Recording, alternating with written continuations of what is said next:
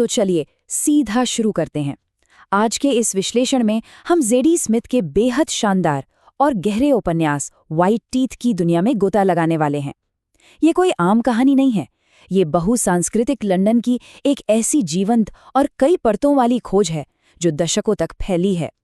इसमें हम Archie Jones, Samad Iqbal, Clara Bowden, उनके बच्चों और उस बहुत ही बौद्धिक चाल्फिन परिवार की आपस में उलझी हुई जिंदगियों को करीब से देखेंगे। इस लंबी और कई पीढ़ियों तक चलने वाली गाथा को अच्छे से समझने के लिए हमने इसे 6 हिस्सों में बांटा है। सबसे पहले परिचय, फिर आर्ची और समद की कहानी, उसके बाद समद का संघर्ष, नई पीढ़ी की उलझन, फिर फ्यूचर माउस का बड़ा टकराव और आखिर में इसके मुख्य विषय। चलिए आगे बढ़ते हैं। भाग 1, परिचय और इस कहानी की महाकाव्य जैसी विशाल संरचना। आप देख सकते हैं कि इस कहानी का जो समय विस्तार है वो वाकई बहुत विशाल है। मतलब हम 1857 में मंगल पांडे के विद्रोह से शुरू होकर 1945 के द्वितीय विश्व युद्ध, फिर 74 में आर्ची की शादी और सीधा 99 के फ्यूचरामा क्लाइमैक्स तक का सफर तय करते हैं। ये हमें दिखाता है कि कैसे सालों पुरानी ऐतिहासिक घटनाएं आज के समय में भी लगातार अपना असर छोड़ती हैं, है ना? आगे बढ़ते हैं भाग 2 की तरफ, आर्ची और समद।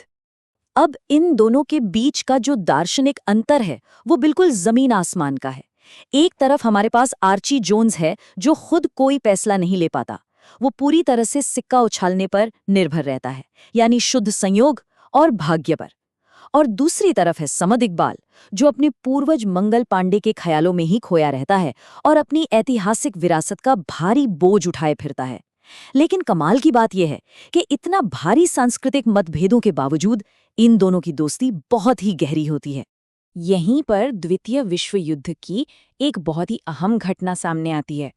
आर्ची और समद एक बेमेल सी टुकड़ी में काम कर रहे होते हैं और उन्हें नाजी वैज्ञानिक डॉक्टर पेरेट को पकड़ने का काम मिलता है।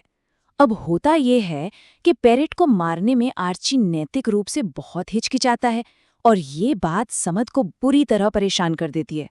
युद्ध के दौरान का बस यही एक छोटा सा पल एक ऐसा बीज बो देता है जो दशकों बाद एक बहुत ही नाटकीय मोड़ लेगा। तो अब आते हैं भाग 3 पर, समद का संघर्ष। 1980 के दशक तक आते आते हालात काफी बदल जाते हैं।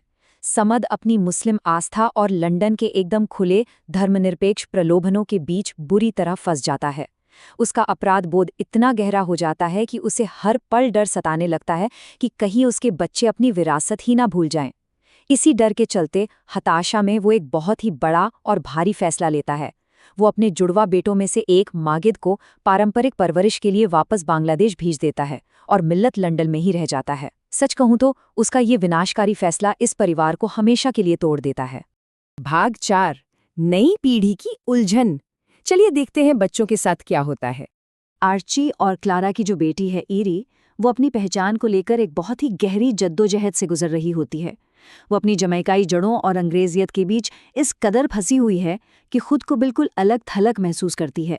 इस उलझन से बाहर निकलने के लिए वो चाल्फिन्स नाम के एक मध्यम वर्गीय पढ़े लिखे परिवार से जुड़ जाती है। उनके साथ उसे एक तरह की व्यवस्था और बौद्धिक शांति मिलती है जिसकी उसे हमेशा से तलाश थी। और दूसरी तरफ जरा इन अलग हुए जुड़वां भाइयों को देखिए। इनका वैचारिक बंटवारा वाकई चौंकाने वाला है। मिल्लत, जो लंदन में रहा, वो पूरी तरह से विद्रोही हो जाता है।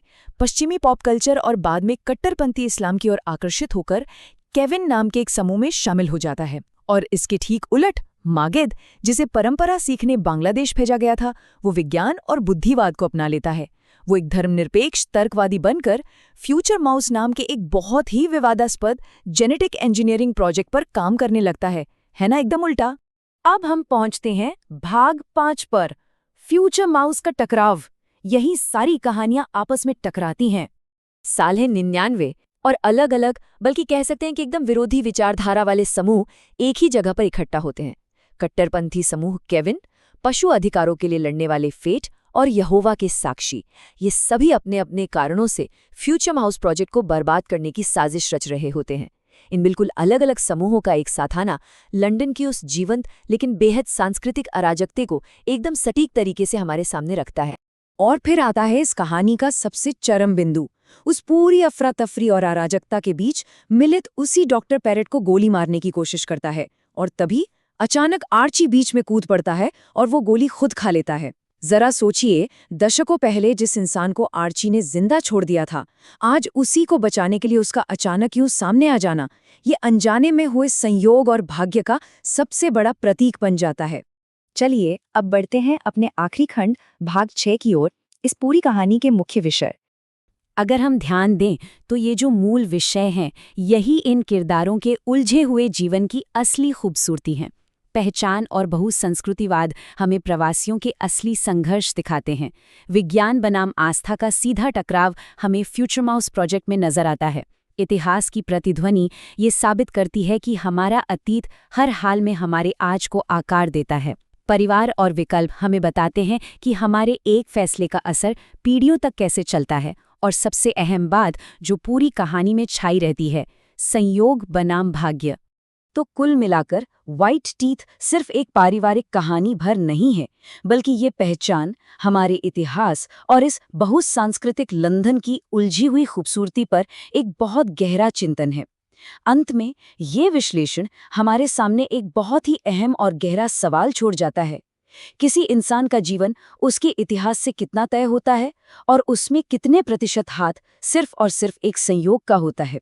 सच कहो तो ये एक ऐसा विचार है जो यकीनन हमें लंबे समय तक सोचने पर मजबूर कर देता है।